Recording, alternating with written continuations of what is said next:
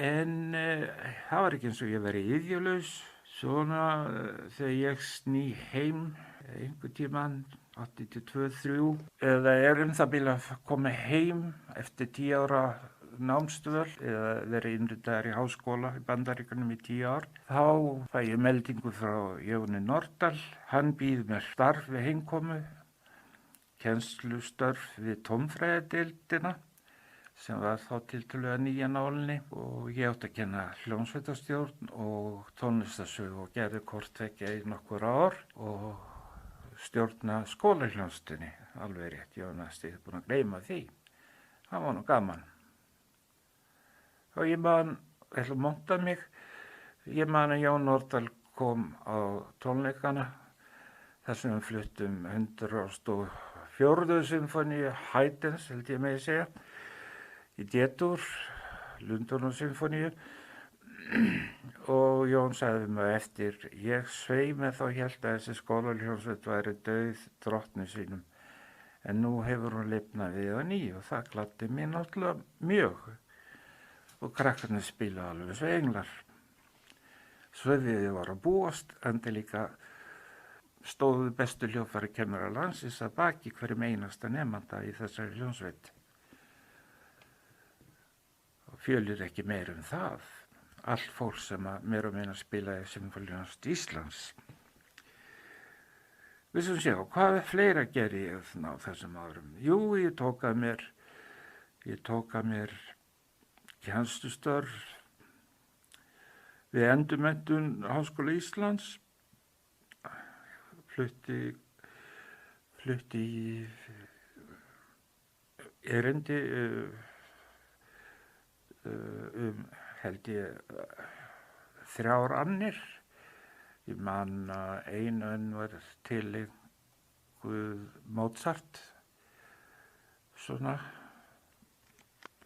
já, á hundavaði getum við sagt. Það var gaman, en það var nemendur mjög áhugasamir. Svo voru fleiri námskeið, ég man ekki, jú, það var óperunámskeið og svo eitt að þriðja sem ég man ekki hvað var, held ég megi segja. Nú, ég hef bréf frá stjórn söngsveitarinnar Fílharmoníu, spurt hvort ég vildi feta í fótspor kennara míns elskulega, Dr. Roberts Abrahams Ottossonar, sem dó fyrir aldur fram snemma árs 1974. Mér gleymi nú aldrei þeirri frétt sem barst á Oxford-stræti nr. 42 í Rochester, New York. Og því bréfi sem hann skrifaði mér rétt fyrir andlátið. Og talaði að það væri feigð í loftinu, enda Björn Fransson nýláttinn. Svo gerði ég eitthvað fleira. Ég sjálfsagt skrifaði eitthvað greinar í Morgunblaðið, en stærsti biti háls var náttúrulega að stofna íslensku hljómsveitina ásamt góðu fólki og ég ætla að tala sérstaklega þann bita í næsta kapitúla. En þessi störf tóku öll, getum sagt, enda þegar Jón Emil Guðmundsson, nú starfandi við Háskólann í Stokkólmi, prófessor í stjarneðlisfræði, situr við skrifborð og reiknar.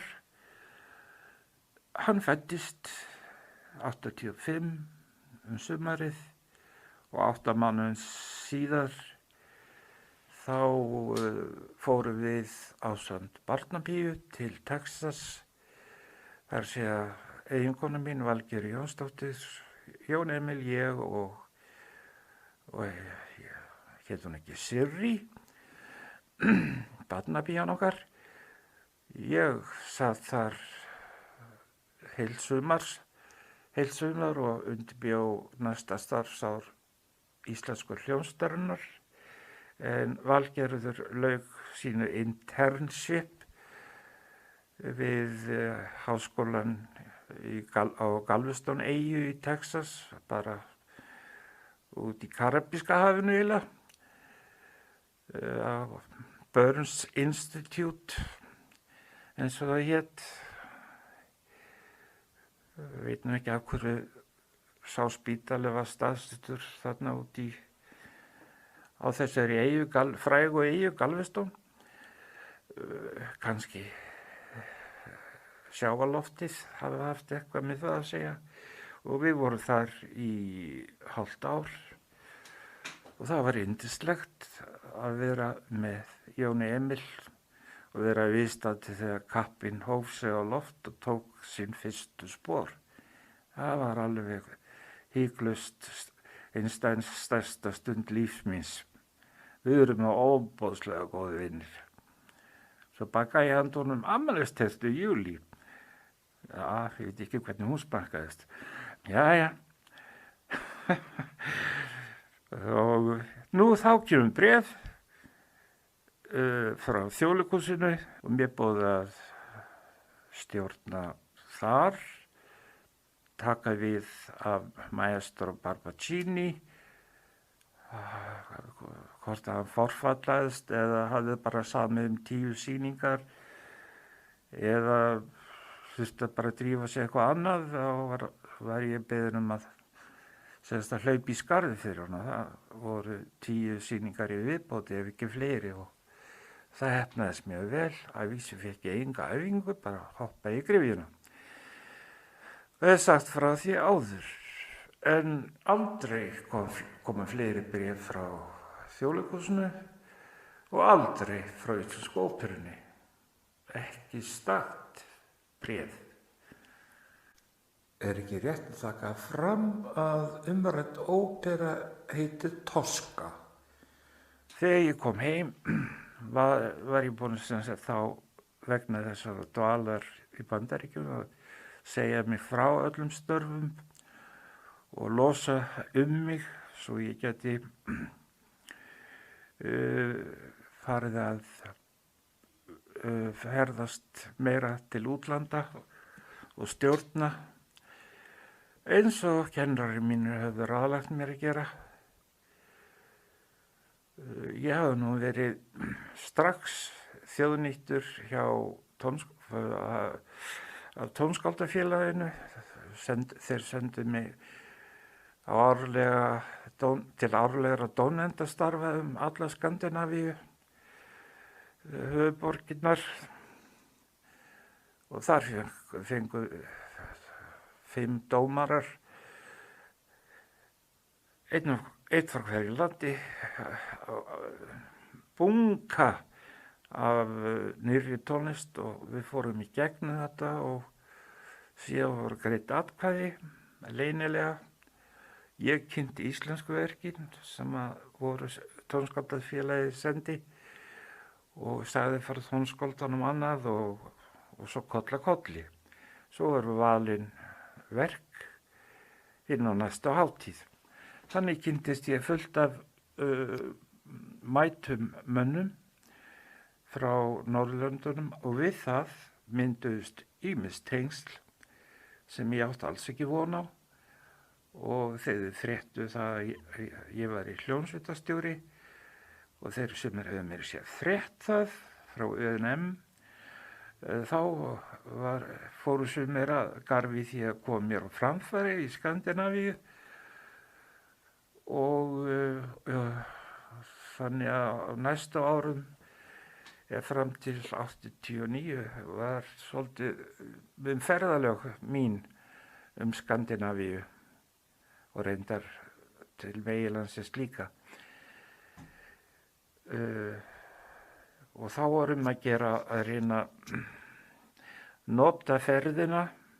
Engin voru launin fyrir þessi dómnefndastörf og þá vorum að gera nota ferðina til þess að reyna að kúpla henni saman við eitthvað tónleikahald og svo ég fór nú oftast í viku í viðbót eitthvað áfram til Helsingi eða Stokkólms eða Osloar eða Kaupmannahafnar eða til Frakklands eða Þýskalands. Svo það var allt annað upp á teningnum eftir vorið 86. Nú söngsveitin Fílharmonía, hún var líka að baki en þar hafði ég náttúrulega unni kvöldvinnu og það sem við vorum að fást við voru kórsymfónísku verk fyrir symfóníuna. Ég man eftir Lucio Dell'Ammemor, ég man á ekki hver stjórnaði þeirri óperu í konsertuppfærslu eftir Donizetti og ég man eftir Hollendingurinn fljúgandi, þar æfði ég kórinn og ég man ekkert hver stjórnaði því, það var einhver þjóðveri örugglega. Sjálfur stjórnaði ég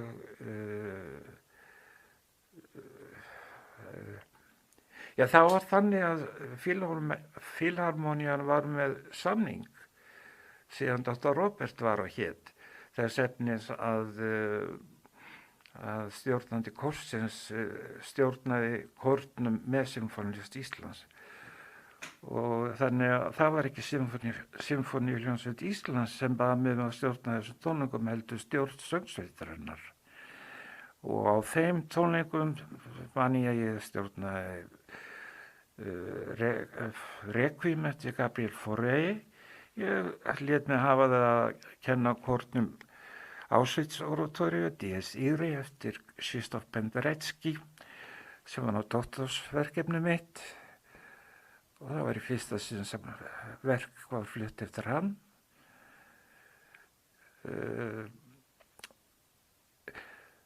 Ég flutti Stabat Mater, stjórnaði Stabat Mater eftir Dvorak og Judas Maccabeus eftir Händel og eitthvað fleira sennilega. En sem sagt, eftir við komum heim frá Texas, þá var ég laus allra mála og gat farið að snúa mér í nokkur ár að því að reka Íslensku hljómsveitina, stjórna, skipuleggja og svo framvegis og afla fjár fyrir starfsemina og þá brá svo við að ég mátti greiða mér laun sem var ágætt því það hefði verið upphafsáðurinn hafi ég unnið það starf í sjálfboðavinnu. Svo fremur ég fyndi peninga til að borga mér laun